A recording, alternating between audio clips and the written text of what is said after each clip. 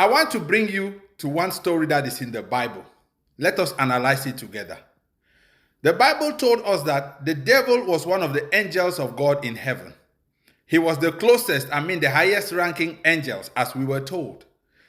So he worked in close collaboration with God until a time came where he convinced 1/3 of the angels in heaven to join him in a rebellion against God.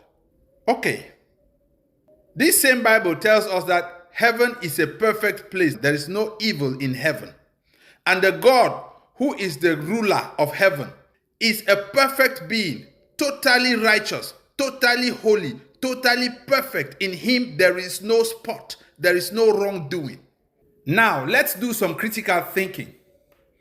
If heaven is a holy place where there is no evil, and the God who reigns in heaven is also a perfect being who does no wrong, what would have inspired the devil to stage a rebellion against God?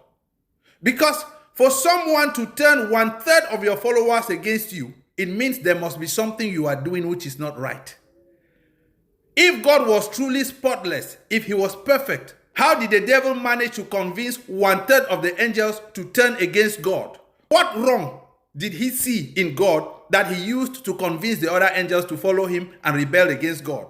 Even African leaders that we say they are evil, you hardly see an African leader lose election by 1/3 of the population. They always win election with 75%, 80%, 90%.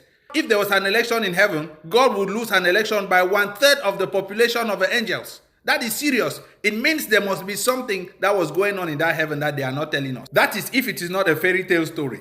Let us tell ourselves the truth. You cannot be a leader and 1/3 of your people will turn against you if you are not doing something which is not right. Even before we go to that point, where did the devil get the inspiration to want to turn against God? Who inspired him? Because for us humans, the Bible tells us that we fell into rebellion against God because there was a devil who whispered something in our ears. Now I want to know, in that heaven, which was the devil that whispered to the devil to turn against God? These are things we all need to think and consider.